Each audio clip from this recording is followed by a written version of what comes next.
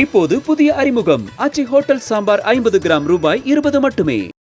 இன்றைக்கு பார்த்தீங்கன்னா செங்கோட்டையன் வீட்டில் போலீஸ் பாதுகாப்பு வைக்கிற அளவுக்கு நிலைமை போயிடுச்சுன்னு சொல்லலாம். செங்கோட்டையன் கிட்டத்தட்ட எடப்பாடியை எதிர்த்து ஒரு குரல் கொடுத்ததுனால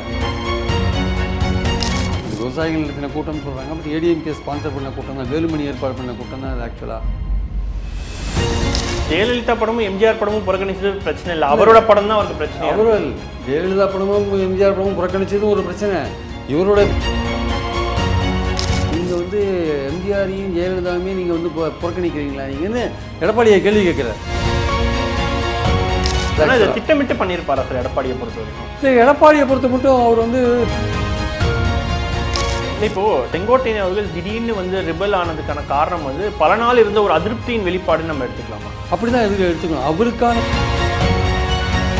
சுவைத்தவர் நெஞ்சுமெல்லாம் சமைத்தவர் நிலைத்திட எங்கேயும் ஸ்ட்ராங் கட்டு பெருங்காயம். அவர் ஒரு லார்ஜர் சதியில இருக்கார், ஒரு பெரிய சதியில ஒரு ஆளா இருக்கார். நம்ம எதிர்பார்க்கணும். அந்த முதல்வர் பதவி தேர்ந்தெடுத்த போதே செங்கோட்டையனுக்கான வாய்ப்பு கிடைச்சிடணும். இப்போ இயல்பாகவே எடப்பாடி என்ன நினைக்கிறாரு? இப்போ இன்னைக்கு காலையில் பார்த்தீங்கன்னா செங்கோட்டையனோட வீட்டில் ஆதரவாளர்கள்லாம் நிறைய பேர் வந்திருக்காங்க. அப்போ இது அடுத்த கட்டத்துக்கு அவர் கொண்டுட்டு போவாரா சார்? ரெட்டலை போன்ற விஷயங்களோ அந்த கட்சியோ எல்லாமே எடப்பாடி கையில் தான் இருக்கு. இப்போ இன்னைக்கு பார்த்தீங்கன்னா அதிமுக தொடர்பாக ஒரு தீர்ப்பு வந்திருக்கு. டிவி சண்முகம் சொல்றாரு எலெக்ஷன் கமிஷனுக்கு இந்த அதிகாரமே இல்லை அப்படின்னு சொல்லி பிரஸ் மீட்ல சொல்றாரு. இது எப்படி சார் போகும் அதிமுக? 15வது ஷரத்து ஒன்று இருக்கு, அந்த 15வது ரூல் ஒன்று இருக்கு. அது ஒரு விஷயம் என்னன்னா, இந்த சிம்பிள் முடக்கி வைக்கிற விஷயத்த கீழ்கோர்ட்டு தீர்ப்பு வர வரையும், சிவில் கோர்ட் தீர்ப்பு வர வரையும் சிம்பிளை முடக்கி வைக்கணும்னு சொல்கிற ஒரு விஷயம் இருக்குல்ல. எடப்பாடி தலைமையில் ஒரு கத்தியை தொங்க விட்டாங்கன்றலாம் உண்டு. அப்போ எடப்பாடிக்கு இன்னும் பிரச்சனைகள் இருக்கு. அவரெல்லாம்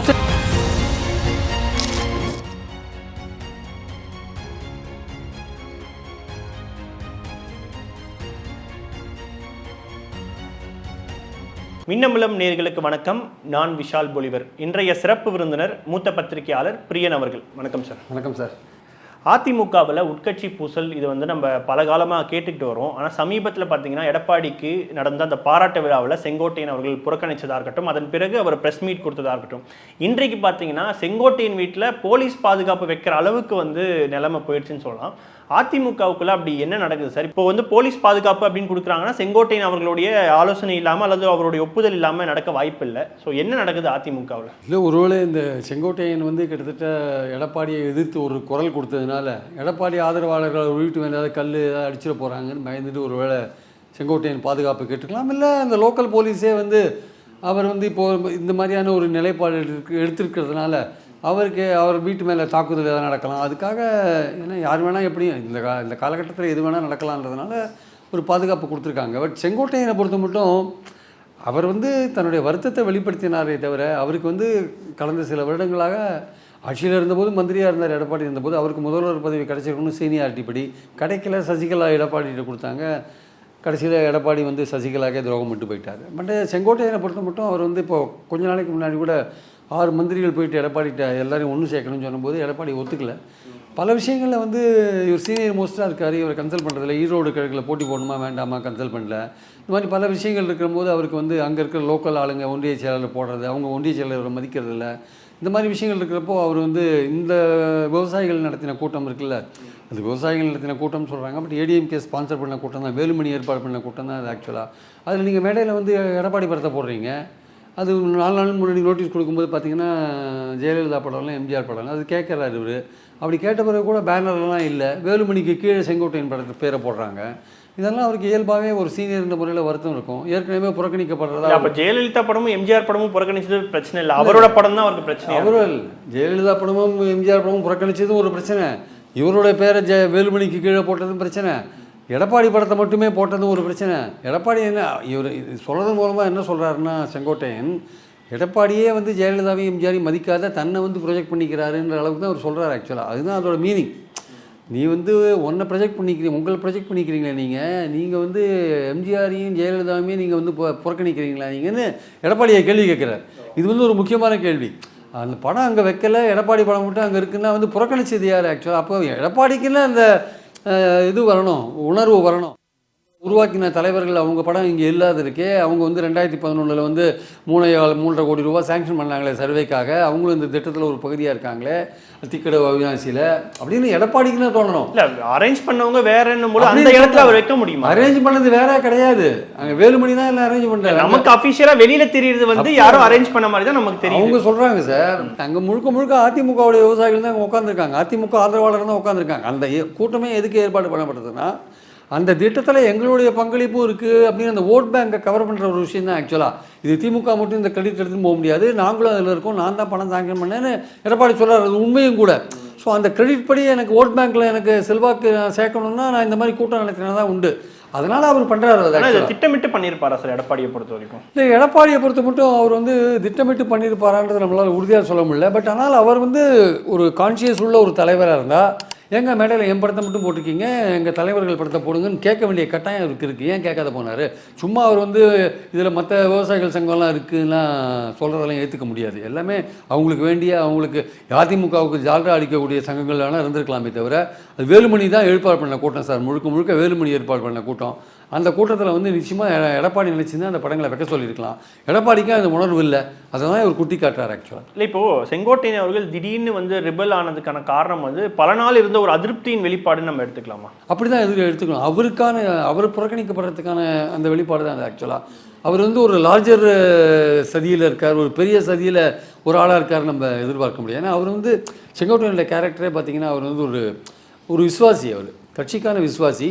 அவர் ஜெயலலிதா புறக்கணித்த காலத்தில் கூட பேசாமல் தான் இருந்தார். எனக்கு தெரிஞ்சு அந்த 2-3 ஜெயலலிதா இறக்குறவரையுமே புறக்கணிச்சாங்கன்றது தான் பாயிண்ட். அந்த காலகட்டத்தில் அவர் யாருக்குமே பேசவே இல்லை, எக்ஸப்ட் ஒரு 1-2 பத்திரிகைகள் வேணால் பேசியிருப்பார். ஆஃப் த ரெக்கார்டாக நிறைய பேசுவார். அஃபிஷியலாக ஒரே ஒரு இன்டர்வியூ எனக்கு மட்டும் தான் கொடுத்தாரு அந்த காலகட்டத்தில். அது யாருக்குமே பேசவே இல்லை. ஸோ அந்த காலகட்டத்தில் வந்து ஜெயலலிதா புறக்கணிச்சாங்கன்னா ஒரு பர்சனலாக சில விஷயங்கள் காரணமாக புறக்கணித்தாங்க. இருந்தாலுமே வந்து கட்சிக்கான விசுவாசத்தோடு இருந்தார். அவர் எங்கேயுமே அப்படி இப்படி ஷிஃப்ட் ஆகலை. ஜெயலலிதா காலத்தில் தேர்தல் வியூகம் வகுக்கிறது, இல்லை தேர்தல் பிரச்சாரத்தோட வியூகம் வகுக்கிறதுலாம் அவர் தான் பண்ணியிருந்தார். பெரும்பாலும் அவர் தான் ஏற்பாடு பண்ணுவார். ஸோ அப்படிலாம் இருக்கும்போது இவர் மூத்தவராக இருக்கார், 77லேருந்து அமைச்சரவையில் இருக்கார், எம்ஜிஆர் அமைச்சரவையிலேருந்து இருக்கார். அப்போ இவரை நீங்கள் புறக்கணிச்சிங்கன்னா அவர் வந்து கொந்தளிக்க தான் செய்வார். அந்த கொந்தளிப்போட வெளிப்பாடு தான் அன்றைக்கி அவர் பேசியிருந்தார். அது வந்து வெறும் அவருடைய தனிப்பட்ட முறையில் அவரை ஒதுக்கிறதுக்கான அதோட வெளிப்பாடாக தான் எடுத்துக்கணுமே தவிர இதில் வேறு ஏதோ ஒரு எக்ஸ்டர்னல் ஃபோர்ஸ் இருக்குது, பிஜேபி உள்ளே வந்து விளையாடுறாங்க, அந்த அளவுக்கு வந்து செங்கோட்டையன் வந்து எடப்பாடியை எதிர்த்து பாலிடிக்ஸ் பண்ணுற அளவுக்கான ஒரு மெட்டீரியல் அவர் இல்லை. எக்ஸ்டர்னல் ஃபோர்ஸ் இல்லை, ஆனால் இன்டர்னலாக அவருக்கு ஒரு ஆதரவு வட்டம் இருக்குல்ல சார் அதிமுக. இன்டர்னலாக அவர் பழைய கட்சிக்காரங்களாம் அவர் வந்து ஒரு மூத்தவர் கட்சிக்காரர்ன்ற விதத்தில் அவர் ஆதரவாளராக இருப்பாங்க. ஏன்னா அவரும் போல அந்த ஏரியாவில் இருக்கிற பழைய எம்எல்ஏக்கள் யாருமே போலே, இப்போ முக்கியமான கட்சி பிரமுகர்கள் யாருமே இந்த விழாவில் கலந்துக்கலையே. அப்போ அவருடைய ஆதரவாளர்கள்லாம் புறக்கணிச்சிருக்காங்கல்ல.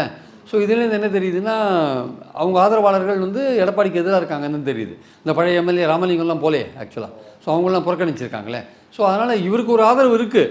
ஆனால் அவங்க என்ன பண்ணுறாங்க, வேலுமணி தங்கமணிலாம் என்ன பண்ணுறாங்க, இவர் வந்து கோயம்புத்தூர் பாலிடிக்ஸில் ஒரு கொங்கு நாடு பாலிடிக்ஸில் ஒரு ஓரங்கட்டணும்னு பார்க்குறாங்க. ஒரு 2 காரணம் சார். இவர் வயசானவராக இருக்கார், இவர் இதோட ஓரங்கட்டணும்னு பார்க்குறாங்க. இவர் வயசானவராக இருக்கார், இவர் அடிக்கடி கன்சல்ட் பண்ண வேண்டியிருக்கு, கன்சல்ட் பண்ணலாம் பிரச்சனை வருது, ஒரு கௌரவ விஷயமாக மாறுது. அதனால் இவரை வந்து ஒரேடியாக ஒதுக்கிடலாமான்னு இவங்களுக்கு ஒரு எண்ணம் இருக்குது. அந்த ஒரு பிளான். ஆமாம், இவரை பர்மனெண்ட்டாகவே ஒதுக்கிடலாம். இவரை இல்லை வரப்போகிற எலெக்ஷன்ஸில் இவருக்கு எம்எல்ஏ சீட் கொடுக்கலாமா வேண்டாமா, இவர் பல தடவை எம்எல்ஏவாக இருந்துட்டார், 80 வயசு ஆகுது இவருக்கு, சரி இவரை நிறுத்திடலாமா அப்படின்ற மாதிரி எண்ணத்துலேயும் அவங்க இருக்காங்க. இவருக்கு என்னென்னா தான் மூத்தவராக இருக்கும், என்னை விட மூத்தவர் தமிழ் மகன் ஹுசைன், அவருக்கு அவைத்தலைவர் போஸ்ட்டை கொடுத்து உட்கார வச்சுருக்கீங்க. ஸோ அந்த மாதிரி அவர் நினைக்கிறாரு. இப்போ என்னையே ஒதுக்குறீங்க, என்னையே கன்சல்ட் பண்ண மாட்டேங்க. வேலுமணிக்கு இந்த பிளான் இருக்குன்னா அப்போ எடப்பாடிக்கும் அந்த பிளான் இருக்கா? எடப்பாடிக்கு அது உடன்பாடு தான். அவர் எடப்பாடிக்கு தன்னோட சீனியர் ஒருத்தர் இருக்கிறது ஒருத்தராக தானே இருக்கும். ஆனால் அவர் இல்லாத எல்லா காலகட்டத்திலையும், எம்ஜிஆர் காலகட்டத்திலும் சரி, ஜெயலலிதா காலகட்டத்திலும் சரி, எல்லா காலகட்டத்திலுமே தன்னை விட ஒரு சீனியர்ன்றவங்க இருப்பாங்க இல்லை? அது ஏன் எடப்பாடி விரும்புறது இல்லை? எடப்பாடி விரும்ப மாட்டார். அவருக்கு இன்செக்யூரிட்டி. அவர் ஒரு தலைவர் வந்து தன்னுடைய ஆளுமையை பற்றி அவருக்கே ஒரு நம்பிக்கை வேணும் சார். எடப்பாடிக்கு தன்னை பற்றின நம்பிக்கையே இல்லை ஆக்சுவலாக. அவருக்கு எல்லாரையும் பார்த்தா பயமாக இருக்குது அவருக்கு ஆக்சுவலாக. இவர் நம்மளை கவுத்துருவாரா, அவர் நம்மளை கவுத்துருவாரான்னு வெவ்வேறு வழிகளில் வந்து லீகல் மூலமாக, லீகல் சேனல் மூலமாக, கோர்ட்டு மூலமாக ஏதோ ஒரு வகையில் வந்து பொதுக்குழுவை கூட்டி ஏதாவது அப்ரூவல் வாங்கி வச்சிருக்காரே தவிர அவருக்கு தன்னோட தலைமையை பற்றி ஒரு பயம் இருக்குது. யார் வந்து நமக்கு எதிராக சதி பண்ணுவாங்க அப்படின்ற விஷயம் ஒருத்தரையும் கூட வச்சுக்க முடியாது. ஒருத்தரையும் கூட வச்சுக்க முடியாது. அதனால தான் வேலுமணி தங்கமணியை மட்டும் வச்சுருக்காரு, விஜயபாஸ்கரை வச்சுருக்காரு. ஒரு பக்கம் பாஜகவோடையும் ஆதரவாக இருக்கிற மாதிரி இருக்கார், ஒரு பக்கம் திமுகவையும் ரொம்ப எதிர்க்காத மாதிரி இருக்கார். நம்ம தலைமை அப்படியே கண்டினியூ ஆனால் போகிறோம் அப்படின்ற சேஃபாக ஒரு செயல் பண்ணணும்னு நினைக்கிறாரு. இல்லை இன்னொரு கேள்வி சார், இப்போ தங்கமணி வேலுமணி இவங்க எல்லாருமே வந்து ஒரு பவரான மினிஸ்டராக இருக்கிறவங்க, அவங்க பின்னாடி வந்து நிறைய பணங்கள் இருக்குது இதெல்லாம் சொல்கிறாங்க. ஆனால் செங்கோட்டையை பொறுத்த வரைக்கும் அந்த அளவுக்கு ஒரு பவரான பர்சனாக இல்லாத போது எடப்பாடி எந்த இடத்துல பயப்படுறாரு சார்? பயப்படுறாரு சொல்ல முடியாது, அவர் உறுத்தலாக கூட நினைக்கலாம். உறுத்தல் அதான் சொல்றேன், இவர்களை விட அவருக்கு என்ன உறுத்தலா இருக்கு? வெறும் சீனியர் தான். சீனியர் முறையில் அவர் நாளைக்கு இன்னும் கொஞ்சம் வெளிப்படையாக வந்து ஏதாவது கேள்வி கேட்டாருன்னா எடப்பாடிக்கு சங்கடமா இருக்கும்ல அது. அதனால அவர் ஒரு உறுத்தலா இருக்கார். அவரை வந்து வேலுமணியோ தங்கமணியோ இவங்க ரிபல் ஆக மாட்டாங்கன்ற நம்பிக்கை இருக்கு எடப்பாடிக்கு. அவங்க ரிபல் ஆக மாட்டாங்க சார், அவங்க ரிபல் ஆக மாட்டாங்க. அவங்க எடப்பாடியோடு சேர்ந்து தானே வேலை செய்கிறாங்க. அவங்க எடப்பாடியோட இன்ட்ரெஸ்ட்டை செயல்படுத்த தான் அவங்க இருக்காங்க. பட் செங்கோட்டையன் அப்படி இல்லை. செங்கோட்டையன் வந்து ஒரு மூத்தவராக இருக்கார். அவர் எதிர்பார்க்குறது என்னென்னா, கட்சியோட டிசிஷன் எடுக்கிற இடத்துல என்னை கன்சல்ட் பண்ணுங்கன்றதான் எதிர்பார்க்குறாரு. அவர் அதை கன்சல்ட் பண்ணாத போது அவர் ஓரங்கட்ட போடும்போது அவர் கொந்தளிக்கிறார். அந்த கொந்தளிப்போட வெளிப்பாடு தான் இந்த ஆக்சுவல். ஆனால் இது வந்து ஒரு பொது நலன் இல்லாமல் அவருக்கு ஒரு சுயநலத்தோடு தான் வைக்கிறாரா? ஆமாம், அவர் ஒதுக்கப்படுறதுனால தான் வைக்கிறாருன்னு என்னுடைய கருத்து. அவர் வந்து வேறு ஏதோ ஒரு லார்ஜர் டிசைனில் அவர் இருக்கார், வேறு ஒரு பெரிய சதி திட்டத்தில் ஒரு பங்களிப்பு அவர் செய்கிறாருன்னு நான் நினைக்கல. ஏன்னா அவர் அந்த மாதிரியான ஒரு மெட்டீரியல் அவர் கிடையாதுன்றது என்னுடைய கருத்து. ஆனால் இன்னொரு கேள்வி சார், இப்போ எடப்பாடி அவர்கள் வந்து ஆட்சியில் இருந்தப்ப பல பேரை வந்து தன்வசப்படுத்திக்கிட்டாரு, அந்த ஒரு விஷயத்த பண்ணியிருந்தாரு. ஆமாம், ஆட்சிக்கு அப்புறமும் பார்த்தீங்கன்னா ஓபிஎஸ்ஆ இல்லை இபிஎஸ்ஆன்னு வரும்பொழுது பல நிர்வாகிகள் அவர்கிட்ட வச்சுக்கிட்டாருன்னு பொழுது எந்த இடத்துல இவர் தவறு பண்ணிட்டார்? செங்கோட்டையனை வந்து கூட வச்சுக்க வேண்டாம் அப்படின்றதுல. செங்கோட்டையன் வந்து இவருக்கு மூத்தவராக இருக்கார், அவர்கிட்ட போய் எல்லாத்தையும் கன்சல்ட் பண்ண வேண்டியதாக இருக்குது. ரெண்டாவது வந்து அந்த முதல்வர் பதவி தேர்ந்தெடுத்த போதே வந்து செங்கோட்டையனுக்கான வாய்ப்பு கிடைச்சிருக்கணும். இப்போ இயல்பாகவே எடப்பாடி என்ன நினைக்கிறாரு, இவர் வந்து நம்மளோட மூத்தவர், இவர் முதல்வர் பதவியை எதிர்பார்த்தவர், இவர் என்றைக்குமே நமக்கு ஒத்து வர மாட்டார், அதனால் இவர் நைஸாக ஓரங்கட்டுறது பெட்டர்னு ஒரு அடிப்படையாக 26 வந்து ஒரு தடையாக இருப்பார்னு நினைக்கிறாரு. 26 தடையாலாம் இருக்க அப்படிலாம் நினைக்கல.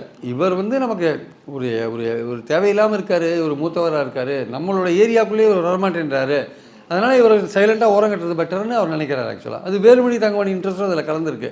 அந்த கொங்கு பாலிடிக்ஸில் இவர் ஒரு மூத்தவராக இருக்கார், இவர் ஓரங்கட்டிடலாம் அப்படின்னு அவங்களும் நினைக்கிறாங்க, எடப்பாடியும் நினைக்கிறாரு. அதனால் அவர் ஓரங்கட்டப்படுறாரு. ஆக்சுவலாக வந்து ஒரு ஏதோ ஒரு ஒரு மீட்டிங்கில், ஒரு முடிவெடுக்கிற மீட்டிங்கில் அவர் சொல்கிறத நீங்கள் கேட்கணும், இல்லை அவருக்கான இம்பார்ட்டன்ஸ் கொடு. இப்போ ஈரோடு ஈஸ்டில் நீங்கள் தேர்தலில் கலந்துட்டீங்கன்னா செங்கோட்டையன் தான் எலெக்ஷன் இன்சார்ஜாக இருந்திருப்பார், அவர் தான் முக்கியமான ஆசாமி. இப்போ நீங்கள் கலந்துக்காத போது அவரோட இம்பார்ட்டன்ஸ் இருந்தீங்க. ஜெயிப்பாங்களான்ற ஒரு கேள்வி இருக்குல்ல சார்? ஜெயிக்கிறது தோக்குறது அடுத்த கட்டம் சார். ஏடிஎம்கே அந்த இடத்துல நின்று இருக்கணும். கடந்த 6 மாத காலமாக நீங்கள் திமுக எதிர்த்து பல விதமான பாலிடிக்ஸ் பண்ணுறீங்க, மக்கள்கிட்ட அதை கொண்டு போகிறதுக்கான முதல் வாய்ப்பு உங்களுக்கு கிடச்சிருக்கு, அதை மிஸ் பண்ணிட்டீங்க. நீங்கள் அந்த இடத்துல நின்றுருந்தீங்கன்னா நீங்கள் 20 நாள் நீங்கள் வந்து திமுக கவர்மெண்ட் எடுத்து நீங்கள் ஃபோக்கஸ் பண்ணியிருப்பீங்க பல விஷயங்களை. மக்கள் தமிழ்நாடு முழுக்க அதை வந்து போயிருக்கும். ஆக்சுவலாக நீங்கள் அதை மிஸ் பண்ணிட்டீங்க. ஒரு முக்கியமான எதிர்க்கட்சி திமுகவுக்கு மாற்றுன்னு நீங்கள் சொல்கிற, நீங்கள் பாஜக புறக்கணிக்கிறது நமக்கு ஒன்றும் ஆச்சரியம் கிடையாது. நீங்கள் திமுகவுக்கு மாற்றாக இருக்கிற கட்சி, நீங்கள் வெற்றியோ தோல்வியோ களத்தில் நிற்கணும் இல்லை? நீங்கள் அந்த களத்தில் நிற்கிறீங்கன்னா அப்போ செங்கோட்டையன் தான் நாங்கள் பண்ணியிருப்பார். இப்போ அவருக்கு தெரியாது, அவரை கேட்காம நீங்கள் முடிவெடுத்தீங்கல்ல, அதெல்லாம் அவர் கோபமாக இருக்கலாம். ஆனால் இப்போது இன்றைக்கி காலையில் பார்த்தீங்கன்னா செங்கோட்டையனோட வீட்டில் வந்து ஆதரவாளர்கள்லாம் வந்து நிறைய பேர் வந்திருக்காங்க. அப்போது இது அடுத்த கட்டத்துக்கு வந்து அவர் கொண்டுட்டு போவாரா சார்? இல்லை, அவர் அடுத்த கட்டத்துக்கு கொண்டு போவாரான்றது எனக்கு டவுட் சார். ஏன்னா அவர் வந்து கட்சியை வந்து டிஸ்டர்ப் பண்ணுற அளவுக்கு எதுவும் பண்ண மாட்டாருன்னு தான் நினைக்கிறேன். இப்போ இருக்கிற அரேஞ்ச்மெண்ட் போட்டோம், என்ன கன்சல்ட் பண்ணுங்கன்ற மாதிரி தான் இருப்பாரே தவிர, இப்போ எடப்பாடியோ யாரோ போய் அவர்கிட்ட சமாதான பேச்சுவார்த்தை நடத்தினா அவர் வந்து ஓகே ஆயிடுவார்னு தான் என்னுடைய கருத்து. ஆக்சுவலி அப்போ அவங்களும் சமாதானம் பேசுறது தான் போவாங்க, வேற அடுத்த கட்டம் அவர் போக மாட்டாருன்னு தான் நினைக்கிறேன். அடுத்த கட்டம் போற இபிஎஸ் வேற ஏதாவது முடிவு. ஏன்னா தற்சமயத்துக்கு வந்து ரெட்டலை போன்ற விஷயங்களோ அந்த கட்சியோ எல்லாமே எடப்பாடி கையில் தான் இருக்குது. அதனால் இவர் பிரிஞ்சு போயிட்டு என்ன பண்ண முடியும்? இவருக்கு வந்து பிஜேபி வந்து அவ்வளோ ஓப்பனாக வந்து இந்த இடத்துல வரமாட்டாங்க. ஏன்னா பிஜேபி ஏடிஎம்கேயோட ஆதரவு கேட்டுன்னா பேச்சுவார்த்தை நடத்திட்டு இருக்காங்க. இந்த இடத்துல வந்து செங்கோட்டையனை தூண்டி விட்டு எடப்பாடிக்கு பிரச்சனை பண்ணுற அளவுக்கு பண்ண மாட்டாங்க. எடப்பாடியை பிரச்சனை பண்ணுறதுக்கு பிஜேபிக்கு வேறு பல விஷயங்கள்லாம் இருக்குது. செங்கோட்டையனை தூண்டி விஷயம் இல்லை, அது ரெட்டைலைசேஷன் இருக்குது, பல்வேறு விஷயங்கள் இருக்குது, என்ஃபோர்ஸ்மெண்ட் இருக்குது, வேறு பல விஷயங்கள் இருக்குது. செங்கோட்டையனை நம்பி அந்த ஃபைட்டை வந்து அவங்க அமைக்க மாட்டாங்க. ஆனால் இப்போ சட்ட ரீதியாக பண்ணால் வந்து இது பிஜேபி தான் பண்ணுறாங்கன்றது வெளிப்படையாக தெரிஞ்சிடும். அப்போ உள்கட்சியில் வந்து வேற ஒருத்தர் மூலமாக தூண்டி ஏன் பிஜேபி பண்ணாது சார்? சட்ட ரீதியாக பண்ணுறது கூட இயல்பாக நடக்கிற மாதிரி தெரியும். அது கோர்ட்டு மூலமாக போச்சுன்னா இயல்பாக நடக்கிற மாதிரி தான் தெரியும். அதனால் இயல்பாக நடக்கிற மாதிரி தான். தேர்தல் கமிஷன் இண்டிபெண்டன்ட் பாடி, நாங்கள் செய்ய முடியும், அதுதான் முடிவு எடுக்குதுன்னு சொன்னால் நீங்கள் என்ன பண்ணுறீங்க? சட்ட ரீதியாக போனால் வந்து தெரிஞ்சிடும்ன்றதுனால வேற யாராவது கட்சியில் இருக்கிறவங்க வேற யாராவதுனா கூட அது அதுக்கு ஒரு பவர்ஃபுல்லாக. இப்போ சிவி சண்முகத்தை சொல்லுங்க, அவர் எதோ எடப்பாடி எதிர்க்கிறதுக்கு ஏதோ பண்ணுறாரு அப்படின்னா அதில் ஒரு விஷயம் இருக்குது. ஆனால் இவர் செங்கோட்டையன் அந்த மாதிரியான ஒரு மெட்டீரியல் கிடையாதுன்னு என்னோட கருத்து சார். அதை தாண்டி இப்போ கோகுல இந்திரா அவர்களும் வந்து எனக்கு மரியாதை கொடுக்கல அப்படின்ற ஒரு விஷயத்த சொல்றாங்க போது, அப்போ வெளிப்படையாகவே இன்னும் உட்கட்சி பூசல்ன்றது தீராத ஒரு விஷயமா தான் அது காட்டு. அப்படியே செங்கோட்டையன் எடப்பாடி எழுத்து ஒரு விஷயத்தை கையில் எடுக்கிற வச்சுக்கோங்க, அதில் வந்து ஒரு புஸ்வானா ஆயிடுவாருன்னு தான் அர்த்தம். அது வெத்து வெட்டா போயிடுவாருன்னு அர்த்தம். ஏன்னா தற்சமயத்துக்கு எடப்பாடி வந்து சேஃபாக இருக்கார். அவருக்கு பெரிய பிரச்சனை பிஜேபிட்டேருந்து தான் வரும். ஆக்சுவலாக உள்ளே இருக்கிறவங்களால வராது. உள்ளே இருக்கிறவங்க எல்லாமே எடப்பாடி பின்னாடி ஏன் இருக்காங்கன்னா, சின்ன அவர் கையில் தசமித்துக்கு இருக்குது, எலெக்ஷனில் ஒரு சீட்டு கொடுக்கணும் போன்ற பல விஷயங்கள் இருக்கிறதுனால அந்த ஒருத்தர் கீழே இணைஞ்சிருக்காங்க எல்லாருமே. ஓபிஎஸும் செல்வாக்கு இல்லாமல் இருக்காரு, தினகரனும் பெரிய செல்வாக்கை காமிக்கல. அப்போது கட்சியில் எம்ஜிஆர் ஜெயலலிதா காலத்துலேருந்து வழி வழியாக வந்தவங்க தற்சமயத்துக்கு இவரோட தலைமையை ஏற்றுட்ருக்காங்க. வரப்போகிற எலெக்ஷன்ஸில் இவரோட வெற்றி தோல்வியை பொறுத்து அவங்க அவர் கூட இருப்பாங்களா மாட்டாங்களான்னு டிசைட் பண்ணுவாங்க. அதனால் இப்போ செங்கோட்டையன் ஏதாவது போர்க்கொடி தூக்கினா கூட அது பெரிய அளவுக்கு எடுபடும் தெரியாது, அது புசோலம் மாறதுக்கான வாய்ப்பு. இப்போ எடப்பாடிக்கு இன்னும் ஸ்டேக் இருக்குது, அதிமுக ரொம்ப ஸ்ட்ராங்காகவே இருக்கார் சார். அவர் எடப்பாடியில் ஸ்ட்ராங்காக தான் இருக்கார். ஏன்னா பொதுக்குழு தேர்ந்தெடுத்த ஒரு நிலையில் அவர் இருக்கார் சார் அவர். அதனால் வந்து சுப்ரீம் கோர்ட்டே வந்து டெம்பரரியாக அதை ஒத்துட்ருக்காங்க. சப்ஜெக்ட் டு கீழ்கோர்ட்டோட முடிவுபடி இருந்தால் கூட டெம்பரரியாக அதை ஏற்றுன்னு தானே இருக்காங்க. அதனால் வந்து அந்த பொதுக்குழு தீர்மானங்களை சுப்ரீம் கோர்ட் ஏற்றுனது மூலமாக இன்னும் அதை காரணமாக வச்சு அவர் டெல்லி ஹைகோர்ட்டில் போய் சின்னத்தை கூட வாங்கிட்டார். அவர் ஆக்சுவலாக வந்து சின்னத்தை வாங்கி போட்டியும் போட்டார் ஈரோடு ஈஸ்ட்டில் போன வாட்டி. ஸோ சின்னம் அவர் கையில் இருக்குது, வரப்போகிற இதுலேயும் சின்னம் அவர் கையில் தான் இருக்கும். அதனால் தற்சமயத்துக்கு இவர் பின்னாடி அணிவகுக்கிறது பெட்டர்னு ஏடிஎம்கே நினைக்கிறாங்க. அதனால் எல்லாமே அவர் கூட திருப்தியாக இருக்காங்கன்னு சொல்ல முடியாது. எல்லாம் அதிருப்தியாக. இப்போ கோகுலேந்திரா பற்றி கேட்டிங்க, அதிருப்தியாக தான் இருக்காங்க. கோகுலேந்திரா மட்டும் அதிருப்தியாக இருக்காங்க. தமிழ்நாட்டில் இருக்கிற முன்னாள் அதிமுக அமைச்சர்கள் பாதி பேர் அதிருப்தியாக தான் இருக்காங்க. ஏன்னா அங்கே இருக்கிற மாவட்ட செயலாளரும் அங்கே இருக்கிற ஒன்றிய செயலாளரும் அவங்கள மதிக்கிறது இல்லை. அவங்க நிறைய எடப்பாடி கூட கான்ட்ராக்டில் இருக்காங்க, இல்லை வேலுமணியோட கான்ட்ராக்டில் இருக்காங்க. இவங்களெல்லாம் மதிக்கிறதே கிடையாது. ஸோ கோகுலேந்திரா வெளிப்படுத்தினது அவங்க கருத்து மட்டும் இல்லை, அதே நிலையில் இருக்கிற மற்ற முன்னாள் அமைச்சர்களோட கருத்தும் சேர்த்து தான் அவங்க வெளிப்படுத்தினாங்க. இப்போது கோகுல இந்திரா ஆகட்டும், செங்கோட்டையன் அவர்களாக இருக்கட்டும், இப்போ இவங்களுடைய அதிருப்தியே வந்து பெரிய அளவுக்கு சலசலப்பு ஏற்படுத்தாத போது அப்போ இதுக்கு மேலே யாரும் வந்து தங்களோட அதிருப்தியை வந்து வெளிப்படையாக வைக்க மாட்டாங்கன்னு நம்ம எடுத்துக்கலாமா சார் வருங்காலம்? அப்படிலாம் சொல்ல முடியாது. இப்போ தேர்தல் இருக்கிறதுல பல பேருக்கு சீட் கிடைக்க வச்சுக்கோங்க, அவங்களாம் வெளிப்படுத்துவாங்கல்ல. அது யார் யாருக்கு ஒரு கொடுக்கல 62 பேரில் 62 பேர் இப்போ இருக்காங்க. 62 பேரில் எவ்வளோ பேருக்கு ஒரு கொடுப்பார் சொல்ல முடியாது.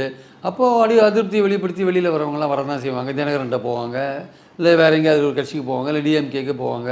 இப்போது பார்த்தீங்கன்னா வந்து விக்கிரவாண்டியிலையும் ஈரோடு ஈஸ்ட்லேயும் பல அதிமுகவுடைய ஓட்டெல்லாம் பெரும்பாலும் திமுகவுக்கு போயிருக்கு. நாளைக்கு எலெக்ஷன் இருக்கும்போது அங்கே இருக்கிற லோக்கல் கட்சிக்காரங்க டிஎம்கேக்கு போனால் என்ன பண்ணுவீங்க, அதெல்லாம் சொல்ல முடியாது. ஸோ இப்போ தற்சமயத்துக்கு எடப்பாடி பின்னாடி இருக்காங்க. தேர்தல் நெருக்கத்தில் பல பேர் போர்க்கொடி டிக்கெட் கிடைக்கலன்னா தூக்கம். ஓகே சார், இன்னொன்று இப்போ இன்றைக்கி பார்த்தீங்கன்னா அதிமுக தொடர்பாக வந்து ஒரு தீர்ப்பு வந்திருக்கு. ஸோ எடப்பாடிக்கு எதிராகக்கூடிய அணிகள் எல்லாருமே வந்து இன்னும் வந்து தர்மம் வந்து வெல்லும் அப்படின்ற மாதிரி நம்பிக்கையில் வந்து சொல்லியிருக்காங்க. அப்போது இதற்கு மேலே வந்து எடப்பாடிக்கு எதிராக சில வரக்கூடிய நாட்களில் இந்த இதெல்லாம் மாறுமா, குறிப்பாக அந்த எலெக்ஷன் கமிஷனுடைய முடிவுகள் இதெல்லாம்? ஏன்னா சிவி சண்முகம் சொல்கிறாரு எலெக்ஷன் கமிஷனுக்கு இந்த அதிகாரமே இல்லை அப்படின்னு சொல்லி ப்ரெஸ் மீட்டில் சொல்கிறாரு. இது எப்படி சார் போகும் அதிமுக? இல்லை, அதாவது இன்றைக்கி வந்த தீர்ப்போட முழு நகல் வரல. ஆக்சுவலாக அதை பற்றி மீடியாவில் வந்து பலவிதமான இன்டர்பிரிட்டேஷன்ஸ் வந்துருக்கு. பட் அடிப்படையான விஷயம் என்னென்னா, அந்த சூரியமூர்த்தி என்பவர் போட்ட கேஸில் தான் வந்து முதல்ல அது வந்து சிம்பிள் ஆக்டில் 15வது ஷரத்து ஒன்று இருக்குது, அந்த 15வது ரூல் ஒன்று இருக்குது. அது வந்து சின்னம் பற்றினது. ஆக்சுவலாக அந்த சின்னம் அந்த 15 தொடர்பு படுத்தி தான் திண்டுக்கல் சூரியமூர்த்தி கேஸ் போடுறார். 2017 அதிமுகவில் நடந்த அந்த தேர்தல்கள் இருக்குல்ல, 2017 செப்டம்பர், 2021 டிசம்பர், 2022 ஜூலை 13 நினைக்கிறேன். இதில் நடந்த தேர்தல்கள்லாம் முறைப்படி நடக்கலை, அதிமுக விதிப்படி நடக்கலை, அதனால் இதெல்லாம் செல்லாது அப்படின்னு சொல்லிட்டு இது மாதிரி வந்து இந்த சிவில் கேஸ்லாம் முடிகிற வரையும் சிம்பிளை வந்து நீங்கள் முடக்கணும் அப்படிங்கிற விஷயத்தை அவர் வைக்கிறார். அந்த அடிப்படையில் தான் வந்து தேர்தல் கமிஷனுக்கு போடுறாரு. அவங்க பதில் சொல்லாத இருக்காங்க. உயர்நீதிமன்றம் போகிறாரு, விசாரிக்க சொல்கிறாங்க. அப்படி சூரியமூர்த்தியை விசாரிக்கும் போது ஓபிஎஸும் எதிர்மனுதாரராக இருக்குது, அவர்கிட்டையும் கருத்து கேட்குறாங்க. ஆனால் தேர்தல் கமிஷன் என்ன பண்ணிட்டாங்க, சுரேந்திரன் பழனிசாமி, ராம்குமார் ஆதித்தன், புகழேந்தி போன்றவர்கள்ட்டையும் கருத்து கேட்டது தான் எடப்பாடி உள்ளே வந்து அவங்களுக்கெல்லாம் உரிமை கிடையாது, அவங்க இதை பற்றி விசாரிக்க முடியாதுன்னு உள்ளே வந்தாங்க. ஆக்சுவலாக ஆனால் அவங்க 3 பேரோட விஷயம்லாம் வேறு. அவங்க வந்து தேர்ந்தெடுக்கப்பட்ட முறை சரியில்லைன்னு பலவிதமான விஷயங்களை வைக்கிறாங்களே தவிர சிம்பிளை முடக்கணும்னு யாரும் வைக்கல. சிம்பிளை முடக்கணும்னு வச்சது பார்த்திங்கன்னா சூரியமூர்த்தி தான் வச்சுருக்கார். இன்றைக்கி வந்த தீர்ப்பு வந்து அந்த விதி எண் 15 இருக்குல்ல, அதை ஒட்டி வந்த அந்த சிம்பலை பற்றி ஒரு விசாரிக்க முடியும் அப்படின்ற விஷயத்தை வந்து அவங்க மீண்டும் கன்ஃபார்ம் பண்ணுறாங்க அப்படின்ற மாதிரி ஒரு பேச்சு இருக்குது. இந்த விஷயத்தை பற்றி அவங்க ஒன்றும் கண்டுக்கலை. இந்த இவர் சுரேன் பழனிசாமி அல்லது புகழேந்தி சொன்ன விஷயங்களை பற்றி ஒன்றும் கண்டுக்கலை, அதை பற்றி இல்லை, சிம்பலை பற்றி தான் அவங்க ஆர்டர் போட்டாங்கன்னு ஒரு பேச்சு இருக்குது. ஆக்சுவலாக அப்போது சிவி சண்முகம் சொல்கிற அந்த விஷயம் கரெக்டு. அதாவது சிம்பலை பற்றினா சூரியமூர்த்தியோட மனுவை வந்து விசாரிக்கிறதுக்கான உரிமை வந்து அவருக்கு இருக்குது, அந்த தடையை எடுத்துட்டாங்க, அப்போ விசாரிக்க வேண்டிய கட்டாயம் இருக்குதுன்னு அர்த்தம். எப்படி பார்த்தாலும் சிம்பலை விசாரிக்கிற விஷயம் அவங்களுக்கு இருக்குது. ஏன்னா சிம்பல் கொடுக்குற உரிமை வந்து எலெக்ஷன் கமிஷனில் தான் இருக்குது, யார் என்னென்ன ஜட்ஜ் பண்ணி கொடுக்குற உரிமை. கீழ்கோர்ட்டு தீர்ப்பு போகிற வரையும் நிறுத்தி வைக்கணும்னு சூரியமூர்த்தியோட வாதம் இருக்குது.